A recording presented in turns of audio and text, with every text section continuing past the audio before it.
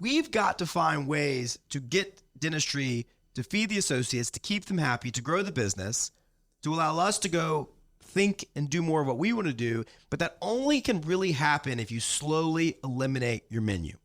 You've got to get things off your plate.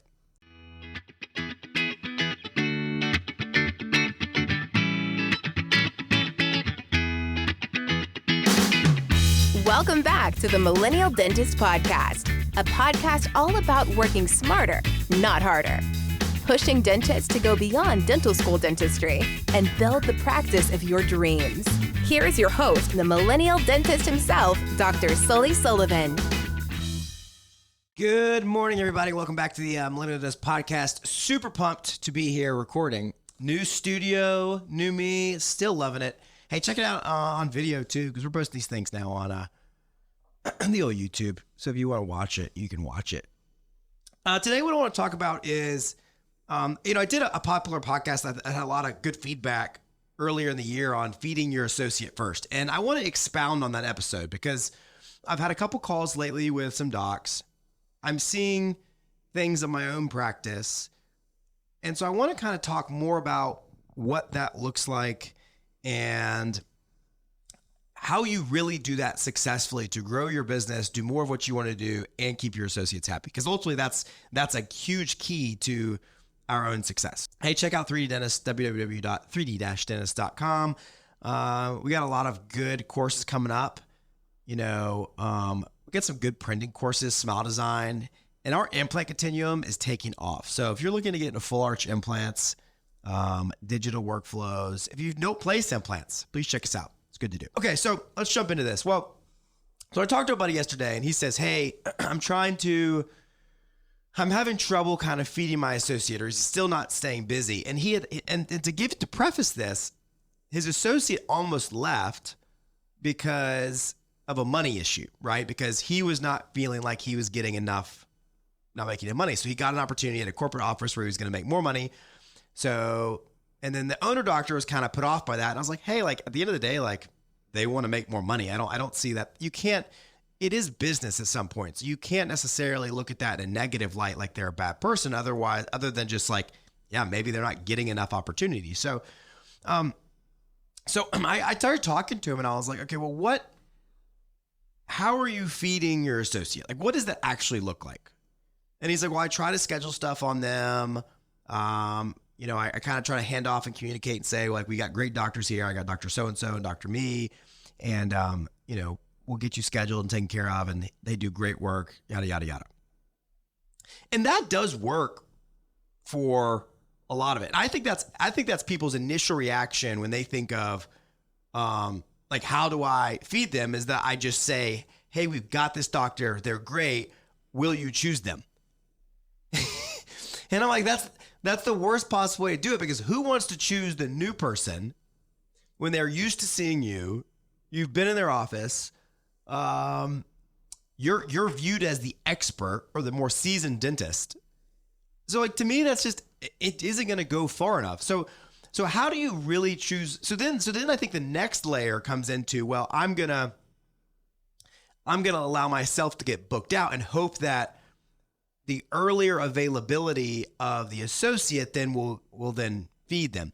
Well, the problem with that model is that now we're reliant on some level of volume and mass to get to the point where I've got to get booked out so far before this tipping point occurs where people are like, yeah, I'm willing to wait 2 months, but I'm not willing to make 3 months. And that's a silly example. And the problem with that one, the real problem with that one, is that you're staying busy, or the owner doctor's staying busy. And like, we could talk about what associates can do to make this more advantageous in another episode. And I probably should kind of interview mine and talk to him about that.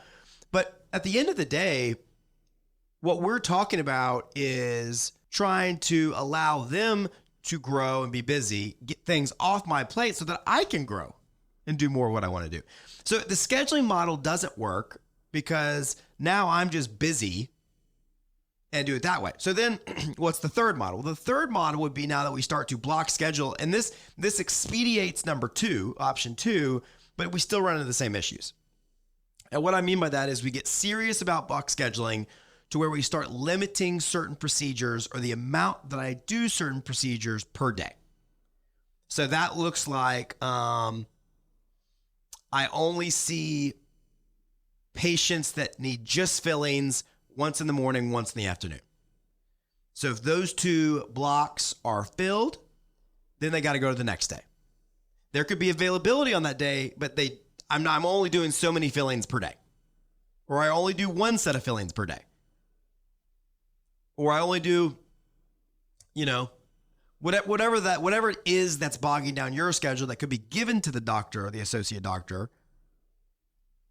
You start blocking that in a minimum way. We think of block scheduling primarily as something that we block in the positive, meaning that like I'm going to block these procedures so that I can do them. What I don't think we think about enough, which is as important, I would argue, is that we minimize certain things that we don't need to be doing. So we keep those blocks at a lower level so that our schedule can get filled by the things that we want to do more of. So it's kind of taking an approach both ways. We block things we want to do, and we block things that we don't want to do because we want to limit the amount that we do them. So this brings me kind of to my final point on the one that really works, which seems to be the hardest one for Dr. Achieve, but in my opinion is the actual one that moves the needle. And that's that we have to start reducing our menu of services. Now, what do I mean by that? What I mean is we got to stop. You can't be Cheesecake Factory. Like for those of you that don't know, Cheesecake Factory basically offers every possible food item that you can imagine. Tacos, pasta, steaks, hamburgers, chicken tenders, fish. It's like this buffet of whatever you want, we've got it here. That's a model on some level from a practice standpoint, meaning I'm okay with our practice being kind of a one-stop shop, but what I'm not okay with is providers being that way. Because what I found on my own, like I went through that model of like, hey, I'm going to be the super GP. I'm going to do everything. There was a good 3 or 4 year period where I basically did it all. And in hindsight, what I realized was I did it all pretty well, but I was kind of like jack of all trades, ace of none. So in a scaling model where I want to like start to really, and the problem with that is that that mentality limits what I'm getting into here, because now if I can do everything, patients would prefer to see me. I don't have anything to give away.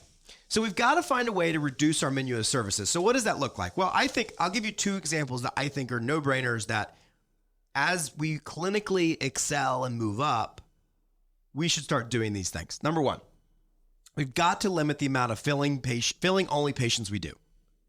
At some point, we've got to say, hey, I no longer do just fillings on a patient. Let me let that sink in. I no longer do just fillings on a patient. So if the patient needs a quadrant of dentistry, crown, 2 fillings, I'm willing to do it. But if they just need 3 MODs, I no longer offer that service. Now, obviously what I'm not saying is that if you're a solo doctor, that this is where you should want an associate, because at some point you can say that you stop doing those things. I mean, there's niche practices out there, but that definitely hurts your base and kind of de-recession proofs yourself. Because that base and those fillings are what kind of insulates the practice to economic downturns, because frankly speaking, and fillings are typically covered by insurance almost 100%. So if push comes to shove, I can go back to doing that dentistry. So what I'm saying is I got to see that at some point I graduate from procedures. I kind of made an analogy yesterday. I was like, think about it this way. You have a house, you keep going and buying new furniture, and you never get rid of your old furniture. That's like what dentists like to do. We like to go learn new skill sets, and then we never get anything off. Like it makes no sense whatsoever. I mean, my time gets bogged down. We're dentists are hoarders. That's what we are. So anyways, so what I'm getting at is you got to start limiting these procedures. So I think fillings are a great one. That at some point you graduate from fillings. So I may do quadrants of dentistry that include fillings. I may do comprehensive care that does fillings. But at some point, I've got to say I no longer do patients with fillings if they just need that. I'll give you another one. If you like placing implants, if you're surgically inclined and clinical skill set, graduate from extracting teeth unless they are committed to grafting it for the potential for an implant, or they're committed to the entire process, meaning getting a tooth back. Stop extracting teeth without it being attached to a bone graft and or an implant. Like, these are hard lines for me. Like, you can have a menu that says, hey, yes, I do this surgical procedure, but I don't do this surgical procedure. So now if the patient decides, hey, I just want to do the extraction, hey, no problem. We can do that. We'd love to take care of you here. You're going to see Dr. X. Well, I'd like to see Dr. Y. Well, he only does the dentistry that's accompanied with this type of service. So if you're willing to go through and replace the teeth, then he's happy to see you. He can make that work. But he's aligned his schedule and his book of business and his menu of services to these things. This immediately creates a volume of dentistry that can be fed down to other providers. Because I look at it as, ideally, the owner doctor would always be leveling up. So they're giving things off the plate to the dentist, the other dentist in the office that can't do what they can do. I like to say it like this, the dentistry should be scheduled on a capable provider with the least potential skill set. So let me say that again. The dentistry should be scheduled on the capable provider. So meaning they've got to be able to do it and do it well. There's a clinical standard. They don't just get to do it. They got to be able to do it to the level I want, of the provider that has the least potential to go do other things. So if I have one doctor that only does fillings and crowns, and I have another doctor that does fillings, crowns, root canals, and ortho per se, and I'm trying to give away a crown, I would rather give that crown to the first doctor if they've got the availability, because I know the second doctor could get filled with root canals or ortho or something that's more productive. So I feed kind of down in that model and that mentality. So this starts to happen even with our associates, is they got to start to look at their menu of services and kind of graduate up. Otherwise, you just get a pool of associates that are all, again, competing for the same pot. It's simple how we've gone from 2 doctors to 6 doctors in 2 years, 3 years. Because we would graduate from procedures, take it off our menu, and then give it to someone else. But the leadership in that, the hard work in that, is being willing to give something away, take it off your menu in hopes that it will get filled with something else, and being able to understand that most of the time, if not all the time, it's a more profitable procedure. So it's not like I have to fill to a 1-to-1 ratio. Meaning I could give up 2 hours of my time, and I only really need to fill 1 hour of my time because the profitability is going to be the same. Think about it like me giving up crowns to replace them with implants. It doesn't take as long or I'll have to do as many to equal the same amount of production. Now I get time back to build my business, to grow things. I mean, it's crazy how it's a little bit of this chicken or the egg. So we've got to find ways to get dentistry, to feed the associates, to keep them happy, to grow the business, to allow us to go think and do more of what we want to do. But that only can really happen if you slowly eliminate your menu. You've got to get things off your plate. So I'll walk you through kind of relatively quickly my trajectory. So a couple of years ago, I decided I'm no longer going to do, or I started with, I'm only going to do 1 set of fillings per day. Like, that's reasonable. That's not cold turkey. But if there's a filling on that day, go to the next day. So we would book out fillings. I'd be booked out for fillings for 2 months. I could see you tomorrow for an implant. That's kind of like phase 1. That would naturally, that's kind of like the option 3 method, right? That I mentioned earlier. That would naturally push people to Meghana, who was our first associate. Well, then I finally got to the point where I was like, okay, I want to keep feeding Meghana more. She can handle more. And I'm seeing what it's doing to my schedule and I'm liking it. Now I'm going to eliminate fillings altogether. I no longer offer that service unless it's in conjunction with comprehensive care, where I'm sedating them and doing a lot of dentistry one time. Then I'll do the filling. Then I graduated to, okay, I'm no longer going to do single crowns. I'm only going to do quadrants of crowns, or quadrant dentistry where there's a crown with some other stuff. But I'm not going to just book 2 hours for a Sarah crown. I'm going to graduate from that. Meghana can handle that. Then as Meghana's schedule got booked, I was still trying to give stuff away. Now all of a sudden that tells me, hey, we're probably ready for the next doctor. Bring in next doctor. Then at some point I was like, okay, well, now I'm going to actually eliminate like large restorative dentistry. And I'm going to say, okay, unless it's $5,000 or more in one visit, I no longer do that restorative dentistry. So now I'm really hedging it. So if it's two crowns, a crown and a couple fillings, like I'm getting all that off my plate. They're maintaining to be fed. Their schedules are saying full. They're making money. They're happy. And now I'm getting to replace this more and more and more with what I want to do. Let's talk about the surgical side. First was extractions. I only do them with the graft. Otherwise, got to see Dr. Jackson at the time. Then it was eventually single green light implants. I no longer do number 19, number 30. I've got a doctor, because what's going to happen, by the way, just to kind of like show you where this goes, is ultimately the associate doctors want to grow. Not all of them. And like, I don't have a preference whether you want to or not. Like I support them and where they're at. I want them to grow to the level that they're happy. So if being a restorative dentist makes you happy, great. If you want to keep growing, great. But the ones that want to grow, I got to remember that I can't just make them my, like, I want to say my filling bitch, but that's slightly inappropriate. But that's kind of what a lot of dentists want to make them. It's just like the filling junkie. Like, yeah, you're just here to do the shit work. So really what needs to happen is I got to keep growing so that they can keep growing. Otherwise, they leave. So I will ultimately feed you as far as you want to go, because I'll just try to keep leveling up. That was my mentality. So then all of a sudden it was like, okay, I'll give away the green light implants, give away this, give away this. And so that's kind of how we've gone over the practice. Now, I see, obviously it's harder for him to do this. So let me talk about a little bit about the pitfalls or some practical things that you've got to do to make this actually work.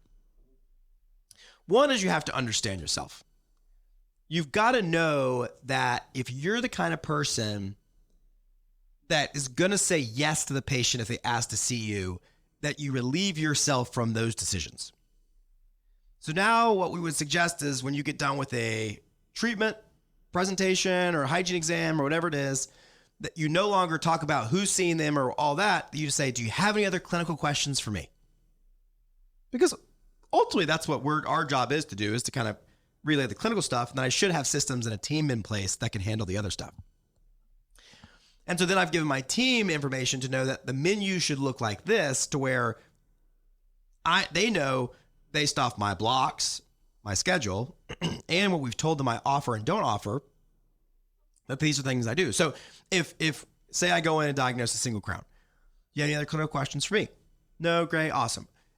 Jess, hygienist, or someone like that, well, then I'll say, well, they'll take it from here. And if you think of other clinical questions, I'm around, let me know. I leave. Then Jess will get them scheduled and say, hey, do you have any first availability? Do you have any certain availability that would fit your schedule better? Yeah, I like to do Tuesday mornings. Great. We'll get you, we got a 7:30. Does that work? That sure does. Awesome. You'll be with Dr. Amber that morning. She's great. You'll love her. She does a lot of that dentistry. Oh, well, I'd really like to see Dr. Sully. Oh, I totally get that. Honestly, you don't really want Dr. Sully doing that. He actually doesn't really even do that dentistry anymore. So Dr. Sully now focuses on the surgical parts, some of the more comprehensive, larger, more complex cases. And so he hasn't done that type of dentistry in quite a minute. We've really handpicked Amber to come in here and do this type of dentistry. So I really can't see Dr. Sully. No, unfortunately you can't. Would you like to meet Dr. Amber before I let you go? Yeah, that'd be great. Perfect. Introduction, new face, smile. Like that. Like that's the kind of stuff that happens, because if my dad stays in the room, then his mentality is going to be, well, yeah, Jess, just put it there. Well, that's your implant block. Yeah, just put it there. Like that's the kind of thing that happens. So we gotta know ourselves, understand ourselves, and empower our team to like make the decisions for us and do that. Another thing we've done to kind of help him, which I think is a great idea, is if you've been in practice a long time and you've got, you struggle with letting go, which is ultimately what this is, then you block a certain amount of time that you can be comfortable with, that will be your like, this is economically done, but emotionally good for me. And what I mean by that is you block a 2-hour appointment a week or 2-hour appointments a month where you're going to do dentistry that makes no sense for you to do whatsoever, outside of it's a patient that it's your best friend, it's your your mom's, hairdresser and she's asked you to do it, like whatever it is, but it's that single crown of those fillings that there's tons of the people that could do them that you graduated from, but you're going to do it just because your heartstrings get pulled. But you got to limit that. It can't just be everybody. You got to set boundaries for yourself. Otherwise you're going to continue to grow. You'll get stumped. And that's what's happening with this doctor I talked to is like, hey, fundamentals are good. Systems in place are good. He's the problem. And I love this dude, and like he knows that. But I'm like, yeah, man. I mean, the only difference at this point between you and me isn't skill set. It's just your willingness to say no to dentistry and to go get the dentistry you want to do. Only difference. It's not rocket science. Anyways, I hope this was helpful. I think this is a quality episode. I'm excited about hopefully what this means. If you've got questions about this, please DM me, message me, let me know. If you thought this was good, let me know. We want to do more of it.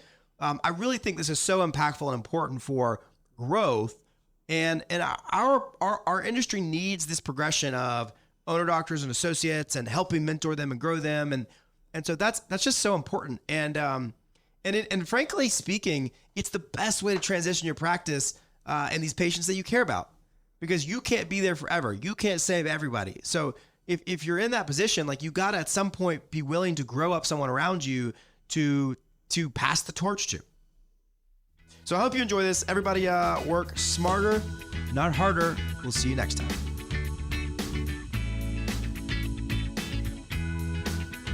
Thank you for listening to The Millennial Dentist. Visit us online at millennialdentist.com.